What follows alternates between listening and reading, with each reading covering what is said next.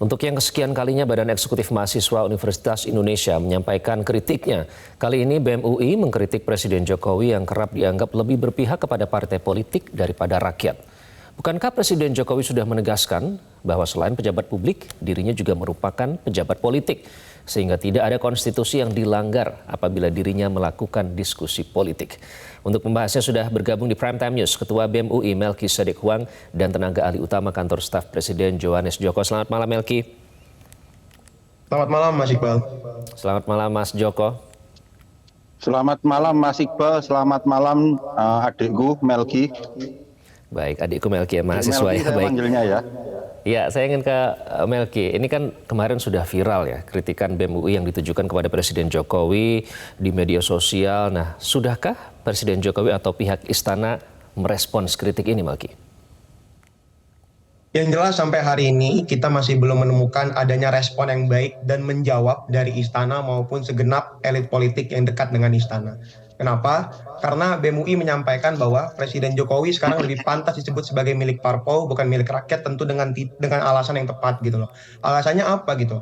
Alasannya adalah karena satu, dia terbukti dengan secara terang dan jelas menggunakan fasilitas negara, menggunakan pesawat kepresidenan untuk mengantar balik salah seorang calon presiden, dan bahkan menggunakan fasilitas negara bernama Istana Negara untuk mengumpulkan ketum-ketum parpol yang punya tendensi politik tertentu untuk kemudian bermain di dalam Pilpres 2024. Bagi kami, idealnya seorang presiden itu mampu menegaskan pada publik bahwa ia adalah negarawan, ia mampu untuk bersikap netral, dan fungsi presiden itu jangan sampai dilupakan. Dia juga adalah petugas rakyat. Kalau Pak Jokowi berkali-kali menyampaikan bahwa, ya saya kan selain presiden pilihan rakyat, saya juga petugas partai. Pak Jokowi kan udah sadar, dia punya dua peranan gitu misalnya. Kenapa dia hanya menjalankan salah satunya, petugas partai? Dia lupa bahwa dia adalah presiden pilihan rakyat, yang mana kemauan rakyat adalah pemilu tetap terlaksana di Februari 2024, yang mana kemauan rakyat adalah Presiden Jokowi mampu bersikap netral, yang mana kemauan rakyat adalah Pilpres 2024 nanti melahirkan calon presiden, calon pemimpin bangsa yang betul-betul hadir dari kedaulatan rakyat sesuai konstitusi.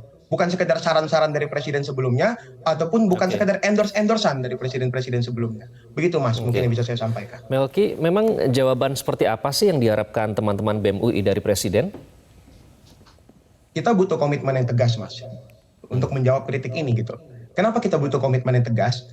Karena kita butuh di kemudian hari Presiden Jokowi memberikan kepada kita kepercayaan bahwa saya adalah presiden pilihan rakyat, dan karena kemauan rakyat adalah pemilu tetap terlaksana di Februari 2024 dan berlaksana dengan langsung, adil, jujur, dan sesuai dengan kemauan rakyat, harusnya Presiden Jokowi itu tugasnya mengawal pemilu, bukan mengawal peserta pemilu. Dia harus tunjukkan komitmen itu pada publik, bahwa saya akan netral, saya akan bersikap objektif, saya akan independen, mengawal pemilu, bukan mengawal peserta pemilu, apalagi merekomendasikan rakyat untuk memilih salah seorang calon presiden yang dianggap mampu meneruskan banyak hal dan sekedar endorsan dari saya. Itu Mas lebih tepatnya. Oke, Mas Joko, ini namanya sudah mirip ya. Bisakah KSP mewakili istana menjawab sesuai dengan harapan teman-teman BEM UI tadi terkait dengan kritik terbuka yang disampaikan? Iya, Mas Iqbal dan Dek Melki, pada prinsipnya adalah satu, kita cukup mengapresiasi ya bahwa hari ini, saat ini teman-teman muda itu terutama BEM UI tetap terus mengambil sikap untuk kritis kepada pemerintah. Karena kami punya adegium gitu Mas, ketika kekritisan orang muda itu sudah berkurang, maka itu hanyalah tinggal senja dari sebuah bangsa begitu Mas. Jadi pertama adalah tetaplah kritis, tetaplah memberikan masukan-masukan konstruktif terhadap semua isu-isu kebangsaan ini, selama itu bukan penghinaan begitu. Dan kami juga sudah melihat Mas dari hari ini kita juga sudah melihat terhadap Twitternya, isinya masukan dari teman-teman BEM UI. Nggak ada masalah tuh dengan masukan-masukan itu baik gitu, dan itu kita terima. Bahkan tadi ketika kami berdiskusi dengan pimpinan Bapak Kepala Staf Kepresidenan Pak Muldoko terkait dengan informasi katanya Twitternya BEM UI itu ada yang menghack. Kalau memang adik-adik merasa bahwa dirugikan terhadap kondisi ini, jangan pernah ragu. Besok kita akan bantu kawal untuk melaporkan ke kepolisian kalau memang ada dirugikan terkait dengan hack ini. Nah, terkait dengan kritiknya bahwa Presiden Jokowi dianggap sebagai milik parpol, kami ingin jelaskan begini Mas, duduk perkaranya adalah bahwa presiden itu sebagai kepala negara dan sekaligus kepala pemerintahan, beliau juga melekat sebagai pejabat politik.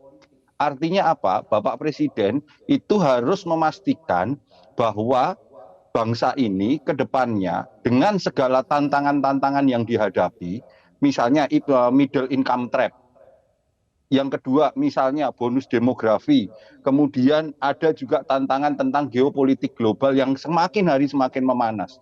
Tantangan-tantangan ini dan peluang-peluang yang dihadapi ini, yang saat ini Indonesia itu diakui oleh dunia dan diakui oleh berbagai lembaga survei kepemimpinan Bapak Presiden Jokowi itu pada titik yang terbaik begitu. Ini harus dipastikan untuk diteruskan. Jangan sampai siapapun nanti yang meneruskan yang melanjutkan tongkat estafet di 2024 itu mengalami keterputusan terhadap situasi hari ini begitu Mas. Karena kenapa? Karena kalau ini tidak dilanjutkan, sekali lagi kesempatan kita sebagai sebuah bangsa untuk melakukan lompatan besar itu waktunya sudah tidak banyak lagi. Baik, Mas Joko, bonus demografi yang kita hadapi ke depan itu perlu. Kita fokus ke soal Presiden Jokowi yang dinilai sudah terlalu jauh terlibat dalam urusan Pilpres ya. Sebelum kritik dari BEM UI, publik juga sudah menyoroti sebenarnya seharusnya itu kan domain parpol. Yang terakhir soal janji Jokowi akan jadi pembisik ke parpol setelah menerima nama capres-cawapres dari relawannya, Mas Joko. Apakah itu masih etis, masih wajar, Mas Joko? Nggak masalah Mas kalau menurut kami Mas, karena apa, hari ini kontestasi secara resmi KPU itu belum menetapkan siapa saja nanti yang akan kontestasi ke depannya. Calon-calonnya siapa itu juga belum tahu, kita baru akan tahu nanti di awal Desember begitu. Maka Bapak Presiden itu dengan segala dasarnya tadi, bagaimana kita sebagai sebuah bangsa harus mencapai mempertahankan capaian-capaian itu, beliau mengajak berdiskusi karena kita kan sepakat bahwa salah satu pilar demokrasi kita adalah partai politik. Karena melalui partai politik itulah jelas sekali bahwa regenerasi kepemimpinan itu dihasilkan. Maka melalui partai politik itulah Bapak Presiden mengumpulkan partai-partai politik yang masih melihat bahwa pemerintahan Presiden Jokowi ini visi misinya, gagasannya itu perlu dilanjutkan, diajak bicara, diajak berkumpul untuk siapa sih sebenarnya yang baik begitu kan. Ini memberikan masukan begitu. Karena Bapak Presiden sadar benar Mas, sesadar-sadarnya beliau bahwa yang bisa menentukan calon presiden atau calon wakil presiden itu adalah partai politik atau koalisi partai politik begitu Mas. Oke, Melki silakan menanggapi. Tidak masalah katanya. Bagi saya justru itu adalah masalah yang besar. Kenapa? Karena idealnya presiden itu dipilih oleh rakyat, itu yang pertama. Memang betul di pasal 6A konstitusi ya, Undang-Undang Dasar 1945 disampaikan bahwa presiden itu, pasangan calon presiden dan wakil presidennya itu dicalonkan, diusulkan oleh partai politik ataupun gabungan partai politik. Itu memang benar, tapi tidak menjadi etis bagi seorang kepala negara yang punya tujuan dan pekerjaan untuk mengawal pemilu, malah kemudian bermesra-mesraan dengan beragam ketua partai politik untuk kemudian mendiskusikan tentang Indonesia masa depan itu cocoknya dipimpin oleh siapa dan lain sebagainya. Kenapa? Karena satu, bagi kami artinya ada yang gagal dengan komunikasi publik Pak Jokowi. Idealnya dia mampu menyampaikan kepada publik bahwa kami sudah menggagas Indonesia 2045 itu seperti ini, bla bla bla bla bla. Sektor ini bagaimana, sektor ini bagaimana, sektor ini bagaimana. Semua calon presiden yang akan bertanding, ini adalah yang saya ingin sampaikan. Harusnya seperti itu gitu loh. Karena Presiden Jokowi tidak boleh terlihat berpihak pada satu parpol, segolongan parpol, sekumpulan elit, ataupun calon-calon presiden tertentu. Ia harus mampu memastikan semua anak negeri itu punya kesempatan yang sama untuk bertanding, punya kesempatan yang sama untuk tahu mimpi-mimpi beliau soal republik yang dia adalah presiden sebelumnya. Memang betul dia penting untuk menyampaikan hal tersebut gitu. Betul dia penting untuk menyampaikan hal tersebut. Tapi sampaikanlah dengan komunikasi publik yang bagus pada semua calon presiden yang mungkin akan bertanding gitu. Tidak hanya salah satu, tidak hanya segerombol elit, tidak hanya sekumpulan elit dan lain sebagainya gitu. Itu yang netral dan ideal gitu dari seorang presiden untuk dia lakukan. Itu Mas. Baik, nanti kita akan tanya ke Mas Joko untuk konfirmasi. Pertanyaan selanjutnya adalah apa sih kekhawatiran terbesar kalau presiden terus memainkan perannya seperti ini? Sesaat lagi di Prime Time News. Anda kembali di Prime Time News, pemirsa. Masih bersama Prime Time News, ada Melki mewakili BEM UI dan juga Mas Joko mewakili kantor Presiden. Mas Joko, tadi Melki sudah menyatakan ya bahwa ternyata kajiannya itu bukan hanya sebatas peristiwa saja soal urusan capres, tapi juga melalui kajian konstitusi. Nah, yang dikhawatirkan bukankah hal ini bisa menjerumuskan Presiden, karena sebagai Presiden tidak seharusnya Jokowi ini ngasih arahan soal capres yang harus didukung. Ya Mas, secara konstitusi nggak ada Mas yang dilanggar begitu, karena kalau secara konstitusi itu jelas sekali di Undang-Undang Pemilu bahwa pejabat negara itu tidak boleh menggunakan fasilitas negara, dan dalam hal ini sampai hari ini sekali lagi saya tegaskan bahwa calon presiden dan calon wakil presiden definitif itu belum ada.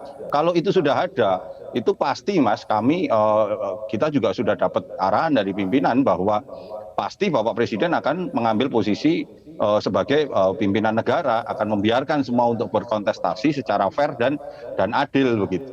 Ini yang betul-betul mesti dipahami bahwa sebenarnya upaya Bapak Presiden hari ini adalah upaya Bapak Presiden untuk membangun komunikasi agar siapapun nanti yang menjadi pemimpin yang melanjutkan kepemimpinan nasional di 2024 itu betul-betul mengetahui Mas tantangan global. Karena bagaimanapun juga kita tidak bisa lepas situasi dunia hari ini geopolitiknya terus memanas. Kita juga tidak bisa lepas bahwa Indonesia itu punya peluang emas bonus demografi. Kita juga tidak bisa lepaskan bahwa kalau tidak ini diberesin semua, maka kita akan middle income trap itu, jebakan negara-negara berkembang itu akan terjadi di Indonesia. Perkara hari ini ada satu koalisi yang menyatakan bahwa ini adalah yang dilakukan Bapak Jokowi itu harus dilakukan perubahan, tidak sesuai dengan visi misinya, ya sudah, maka komunikasi itu tidak dibangun oleh Bapak Presiden begitu loh Mas. Ini kan secara komunikasinya sebenarnya sederhana. Sementara ada pihak-pihak lain yang melihat bahwa apa yang dilakukan Bapak Presiden hari ini sudah capaiannya luar biasa. Karena bagaimanapun juga survei yang saya sebutkan tadi, survei Kompas itu menyebutkan 70,1%, survei LSI itu 82%. Masyarakat itu menyatakan puas. Nah, kalau masyarakat menyatakan puas, maka sekarang ini yang perlu dijaga adalah bagaimana kepuasan yang dihasilkan oleh pemerintahan ini itu dilanjutkan di pemerintahan berikutnya, siapapun yang memimpin. Dan proses memimpinnya ini, saya benar yang dikatakan Mas Melki tadi, itu yang memilih rakyat, yang memilih bukan lagi partai politik, tapi bahwa calon-calonnya diajukan oleh partai politik itu menjadi salah satu poin begitu Mas. Tidak ada konstitusi yang dilanggar, Melki katanya. Sebenarnya apa sih kekhawatiran terbesar BEM UI bila Presiden terus memainkan perannya seperti ini, Melki? Pertama, saya ingin koreksi gitu loh. Konstitusi kita bukan undang-undang pemilu. Konstitusi kita ada undang-undang dasar 1945 gitu. Ketakutan terbesar kami adalah Pak Jokowi menyeleweng dari konstitusi yang pada sumpah jabatan presidennya ya harus taati betul itu konstitusi gitu. Pertama, kenapa gitu? Karena kita ada negara Indonesia ini negara republik, kedaulatan tertinggi berada di tangan rakyat, dan di konstitusi cara terang-terangan disampaikan bahwa negara kita ini negara yang demokratis, semuanya sesuai pilihan rakyat, ada hak asasi manusia, kebebasan berekspresi dan lain sebagainya. Yang dilanggar, gitu. Dan intinya pada satu hal, ketika Pak Jokowi kemudian dengan terang-terangan menyampaikan mengendorse beberapa calon tertentu, beberapa calon wapres tertentu, kemudian menggunakan fasilitas negara untuk kemudian memulangkan salah seorang calon presiden kembali ke tempat asalnya, atau bahkan menggunakan fasilitas negara bernama Istana Negara untuk memanggil ketum-ketum parpol, ini kedaulatannya berada di mana gitu. Itu yang pertama yang kita ingin tanyakan gitu loh. Kenapa? Karena kita ini negara republik yang demokratis gitu loh. Ini kita bukan negara feodal. Pemimpin selanjutnya itu dipilih rakyat, bukan berdasarkan saran-saran presiden sebelumnya, atau bukan berdasarkan kemauan Pak Jokowi menyarankan kepada partai politik ini siapa yang kira-kira bisa bermain untuk Pilpres nanti untuk kemudian bisa sesuai dengan gagasan saya dan lain sebagainya. Kalau concern utamanya adalah soal gagasan Pak Jokowi yang sudah baik untuk meningkatkan kepuasan publik atau menyamaratakan tingkat kepuasan publik dengan sekarang, harusnya Pak Jokowi mampu secara strategis dengan komunikasi publik yang baik sampaikan ini adalah hal-hal yang membuat tingkat kepuasan publik menjadi 82% gitu menurut LSI dan lain sebagainya. Sampaikan itu pada publik dan biarkan semua calon presiden yang saat ini tengah berkontestasi ataupun akan berkontestasi nanti menggunakan gagasan-gagasan terbaiknya untuk kemudian menyampaikan pada publik. Ini yang akan kami lakukan untuk meningkatkan 82% jadi 90% gitu misalnya, ataupun 82% jadi berapa gitu, ataupun bisa sama gitu. Bukan dengan cara-cara memanggil ketum parpol dan lain sebagainya. Jadi sudah kelihatan bahwa Pak Jokowi tidak netral, menaruh independensinya, bahkan dia mengorbankan hal penting dari seorang presiden pilihan rakyat. Dia presiden semua rakyat. Dia bukan hanya sekedar presiden ketum parpol, bukan sekedar presiden orang-orang yang memilih dia, dan bukan sekedar presiden, orang-orang yang kemudian bergabung dengan partai Inilah politik yang koalisinya. Dia harus mampu menyamaratakan independensinya. Jangan dikorbankan. Gitu. Iya, disampaikan melalui kritik di akun Twitter BEM UI ya. Nah ini tuh sempat diretas, Melki. Siapa yang Anda curigai berada di belakang peretasan ini? Kalau kemudian siapa yang saya curigai ataupun kami secara BEM UI curigai, jelas kami punya keterbatasan untuk kemudian mencurigai siapa gitu. Karena kita punya keterbatasan untuk mengetahui lah siapa pelaku utama atau pelaku peretasannya gitu. Tapi kami mencurigai betul bahwa orang-orang yang melakukan ini adalah orang-orang yang tidak suka dengan kritik-kritik yang dilontarkan oleh BEM UI. Kami punya alasannya gitu. Karena sebelum akun Twitter BEM UI yang resmi ini dihack, diretas, kami mengeluarkan 2 konten. Pertama, kami menyindir soal Presiden Jokowi yang kami ibaratkan cawe-cawe politik dengan kemudian menggunakan fasilitas negara dan lain sebagainya, dan kami mengkritik dengan infografis berbasis kajian yang kami lakukan sebelumnya gitu. Jokowi milik parpol bukan milik rakyat gitu.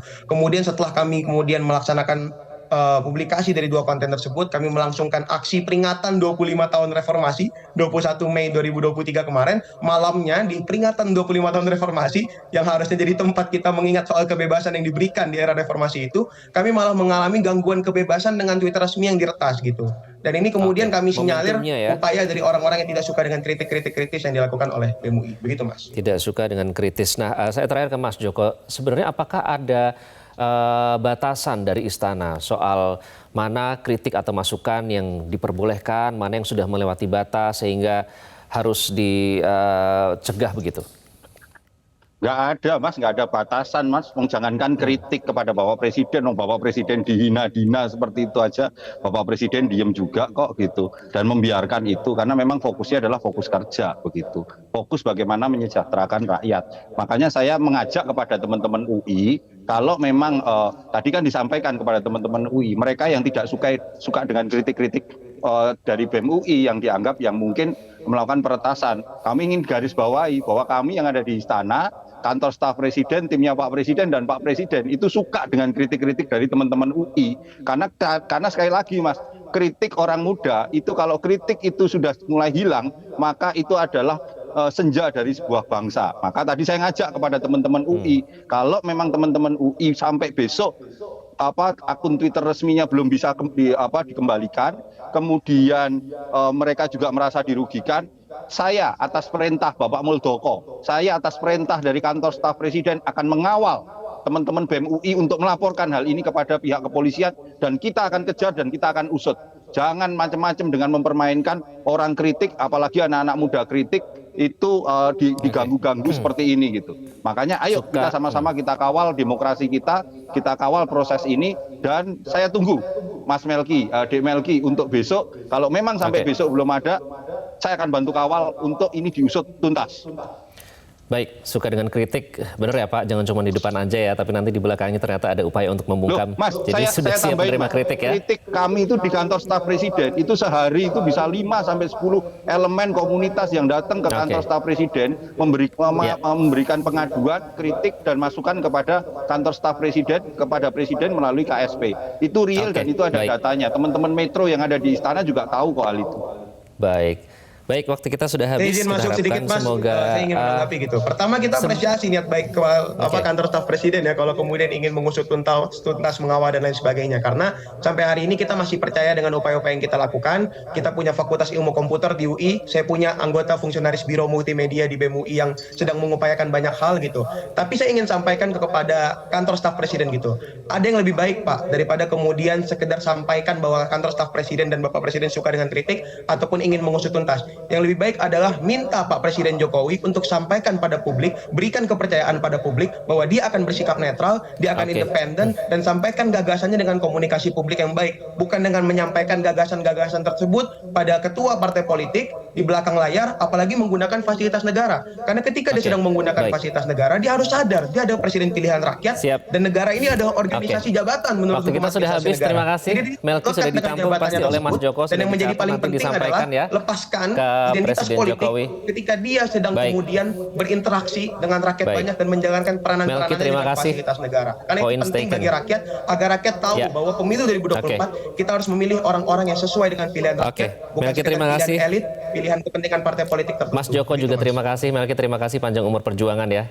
Terima kasih sekali lagi sudah hadir di Prime Time News.